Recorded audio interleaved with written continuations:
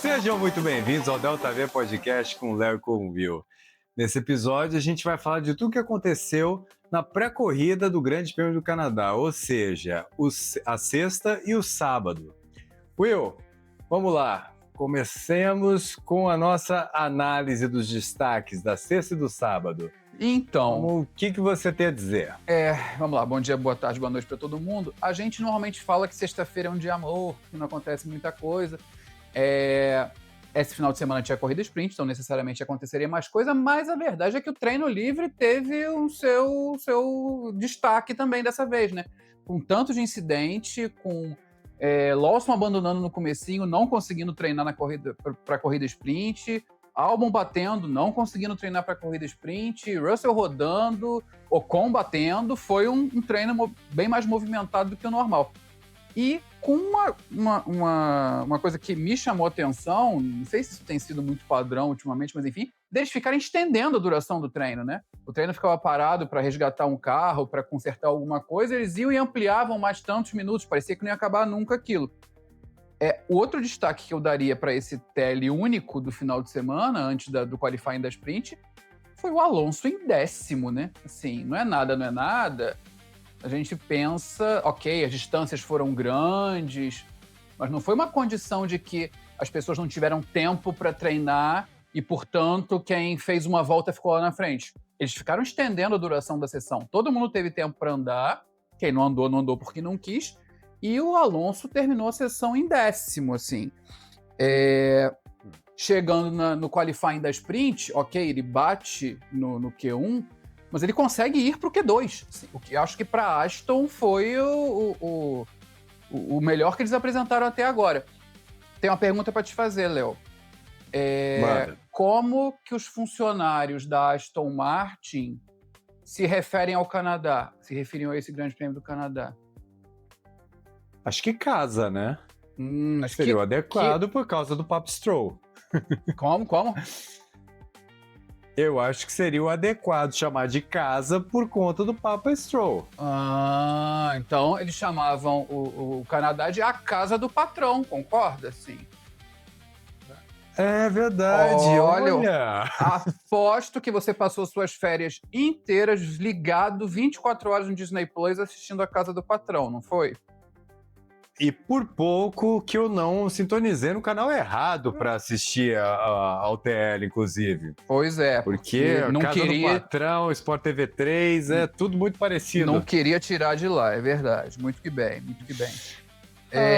Então, Wilson, eu acho que assim, esse TL que foi estendido além da conta, eles frisaram bem na transmissão que era por conta de ser TL único. Isso aí eu acho que ficou bem, e eu acho que vai ser uma prática que eles vão continuar seguindo pro resto da temporada. Que faz sentido, né? Você só tem um treino livre. Menos mal também. Se for uma coisa muito complicada, você precisa de tempo para arrumar. Definitivamente, as equipes têm que pelo menos ter um mínimo de conhecimento do carro, de tudo, para fazer o qualifying, porque a próxima sessão já é competitiva. É porque, por definição, treino livre você não interrompe, né? Mesmo que tenha bandeira vermelha, o relógio continua fluindo até o final. Mas é compreensível que, num caso desses, também a gente só tem mais 3 sprints no ano, né? Metade já foi. Então, enfim, a tendência é que nos próximos finais de semana, que agora vai demorar a voltar a ter uma sprint, a coisa fique mais normal. Vamos ver se os treinos vão ser tão tumultuados quanto esse foi, mas enfim. E o Alonso na Aston Martin chegando em 10º realmente é uma superação.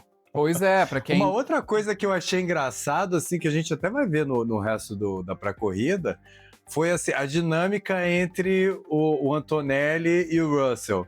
Que assim, sempre que parecia que o Antonelli ia fechar a volta mais rápida ali no treino, o Russell ia no finalzinho ali, tchum! E logo a gente vai discutir o que aconteceu logo depois também. Pois é. Bem, acho que agora, né, assim, o que foi a disputa entre Antonelli e Russell na corrida sprint, depois dos dois terem largado na primeira fila. Isso é verdade. Divergimos quanto ao mérito da treta, né, Léo? Você achou que o Antonelli foi sacaneado, assim. Então, assim, olha, sinceramente, eu acho que o Russell ele foi um pouco agressivo demais. Ele pegou e jogou o moleque pra fora. O Antonelli, ele tava na frente ali, claramente. Então, Eu acho que a Mercedes, ela jogou uns panos quentes em cima. E não acredito nem foi para favorecer o Russell, mas mais para evitar mais confusão em cima de uma coisa dentro da equipe. Agora, eu sei que você não concorda isso, porque assim, ó, um dos teus argumentos mais cedo seria de que isso aí é coisa do Verstappen, que o Verstappen adora fazer isso. Mas toda vez que ele faz, ele é punido. Então, assim, é um pau que bate em Chico, bate em Francisco, né? Então, o que é a minha percepção? Primeiro, a destacar que as Mercedes largaram muito melhor neste final de semana do que vinham largando. Tiveram um prejuízo muito menor nas largadas. Enfim, a gente já tinha visto um pouquinho de briga entre Russell e Antonelli. Se eu não me engano, foi na sprint de Miami, que por umas 2 voltinhas eles ficaram ali revezando posição também. Muito pouco. Dessa vez, claro que a coisa tomou uma outra proporção. O que eu enxerguei é aquilo. Essas diretrizes que os pilotos recebem é que nem instrução que a árbitro de futebol recebe e a gente não fica sabendo, comparado com a regra, o que descobre depois que acontece alguma cagada no jogo. Enfim, a última vez que eu li algo sobre diretrizes de ultrapassagem, antes daquela regra existia, era a obrigatoriedade de deixar espaço para o carro do piloto que estava teoricamente do seu lado. A última vez que eu li sobre isso, a orientação era o seguinte: se você está tentando passar por fora, você precisa ter o seu carro inteiro do lado do colega para ter direito a fazer a curva por fora. Ou seja, você tem que estar com a roda.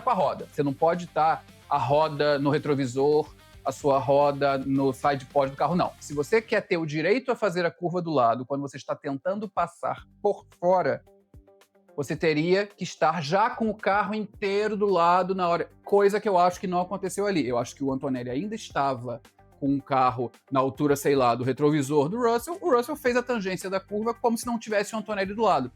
E por mais absurdo que isso possa parecer, pela atual diretriz que foi passada para os pilotos, isso estaria ok. Tanto que o incidente nem investigado foi.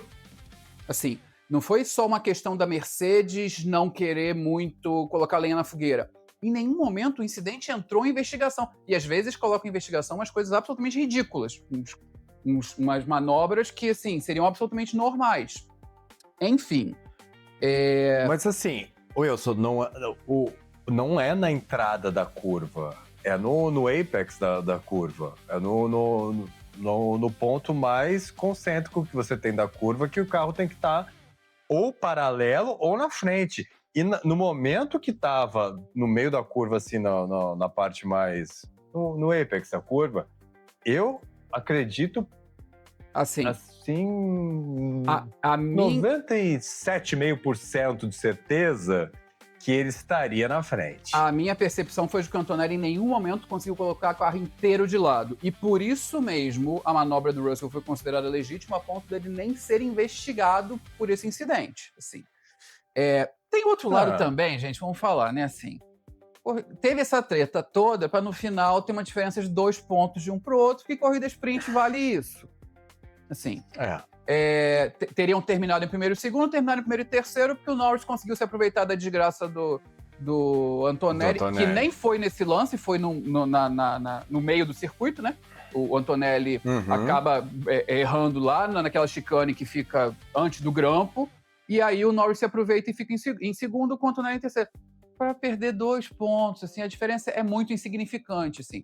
Foi até interessante ver, e para mim isso diz muito como o Russell estava com a faca nos dentes esse final de semana, disposto a encarar tudo pela situação em que ele se encontrava, né? Para eles estarem disputando tão ferrenhamente numa corrida para no final um terminar, descontar 2 pontos da vantagem do outro, assim. Quer dizer, foi espetacular para quem assistiu, mas com muito pouco impacto, valendo muito pouco, né? Enfim, Acho até que a Mercedes conseguiu administrar de um modo bastante razoável a situação, porque no final da tarde estavam os dois aparentemente interagindo de uma forma mais normal já depois da classificação, assim. Eu acho que... Eu compreendo perfeitamente a indignação do Antonelli com a manobra, mas acho que, pela regra atual, da qual eu discordo, o Russell não fez nada de errado, assim. Eu acho que se a coisa fosse para apelar para um lado mais de limpeza da coisa, de jogar mais limpo, aquilo não deveria ser considerado normal, mas atualmente, pelo que eu entendi, aquilo é normal. Enfim.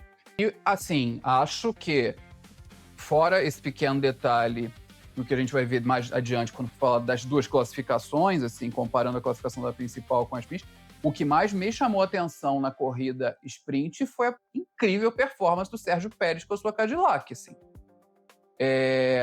Eu nem acreditei. Quando eu bati o olho, estava ele lá em 12º, ele chega a cruzar a linha em 11º, só que aí é punido por um contato com o Lawson lá, é jogado para 14º. Ainda assim, a Cadillac não estava andando perto de ninguém em momento nenhum dessa temporada e, de repente, aparece quase entre os 10, ainda que numa corrida sprint.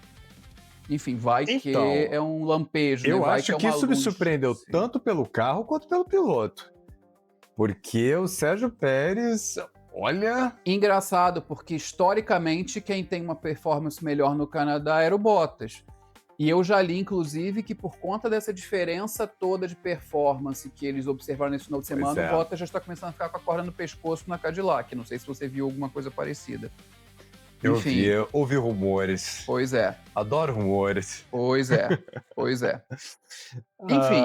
Mas é verdade. E realmente a Cadillac surpreendeu bastante. Eu não esperava absolutamente nada Como a deles gente nunca agora. espera, exato. Aliás, esse ano inteiro. Eu sempre imaginei que eles iam estar, tipo, no fundo do poço e eu continuar 4 segundos atrás.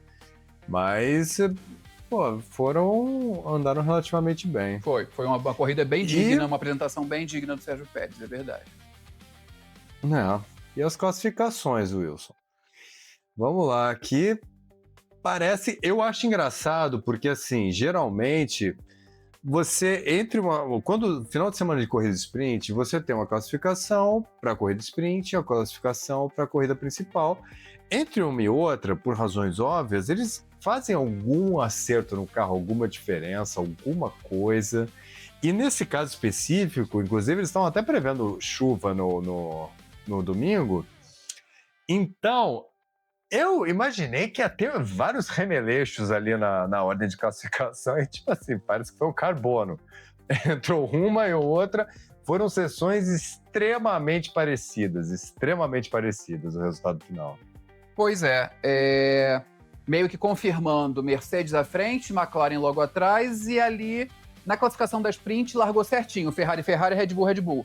Na classificação da principal, o Leclerc ficou atrás das duas Red Bull, né? Assim, ficou Hamilton, Red Bull e Leclerc.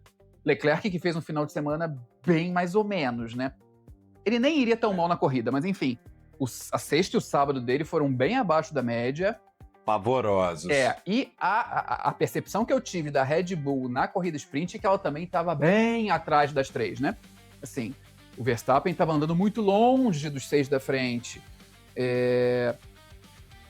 Enfim, o que me chamou atenção um pouco também, que é aquilo, de fato, no final das contas, os resultados foram muito parecidos.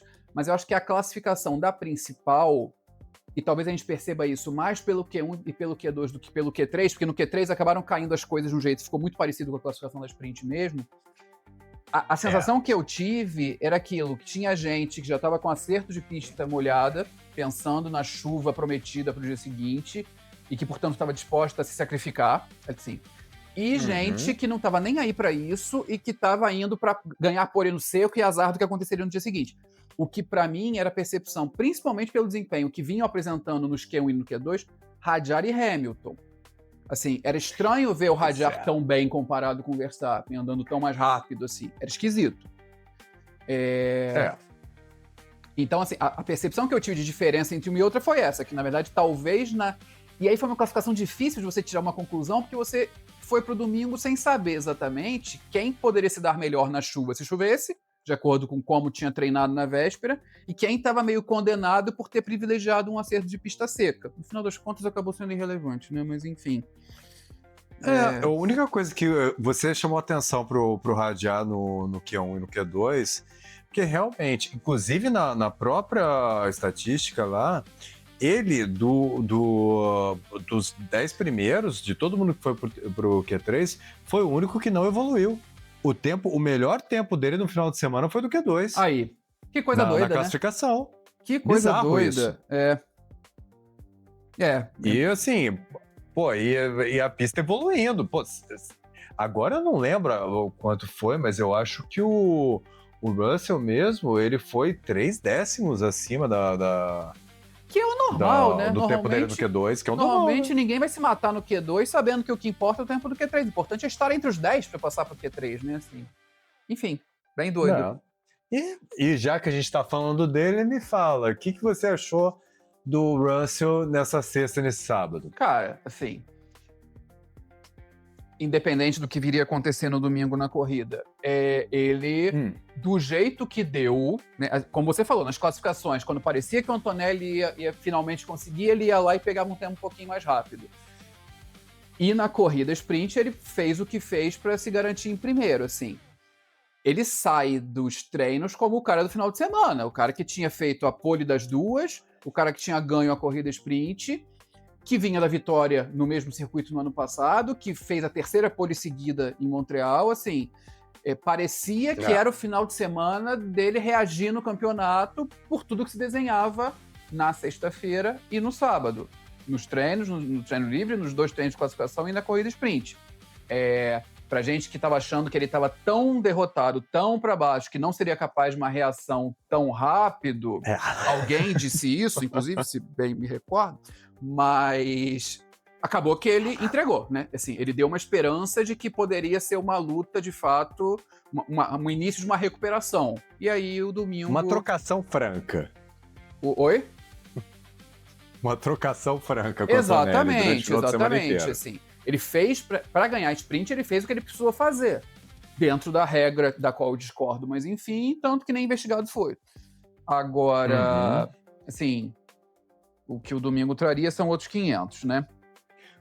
Mas o que será que aconteceu no domingo? Isso nós revelaremos no futuro, exatamente. E de resto, assim, outra coisa que eu acho que me chamou a atenção foi Colapinto engolindo o Gasly, tá? Que isso foi bem... Depois, não sei se confirmou no domingo ou não, mas assim, tanto na sexta quanto no sábado, estava bem evidente a diferença dos dois. A gente perdeu a referência de Miami porque o Gasly abandonou muito cedo, né? O Colapinto foi destaque sozinho em Miami porque o Gasly ficou lá trepado em cima do muro e a gente não teve como fazer comparação nenhuma. A sexta-feira da Alpine foi muito miserável. Tanto que, se eu não me engano, o Colapinto nem... O Gasly, o Colapinto, um deles nem treina. Enfim, foi muito ruim, muito ruim. Em compensação, no sábado, o Colapinto já tem um rendimento ótimo, tanto na sprint quanto na classificação da corrida principal, né? E é interessante ver essa virada, né? Assim, foi interessante, se a gente para pra pensar, que assim, os treinos mostravam Russell mais rápido que Antonelli, Norris mais rápido que Piastri, mas aí a McLaren a gente sabe que fica variando, Hamilton muito melhor do que o Leclerc, sem comparação, e Colapinto melhor do que o Gasly, né? Assim, que não era bem o que a gente estava vendo, pelo menos até chegar em Miami, e agora parecia um quadro mais real, mais factível, né? Curioso. Pois é, engraçado, né? Porque ele, quando começou ali na Williams, ele já chegou detonando, foi uma super surpresa. Gerando muita expectativa, isso aí.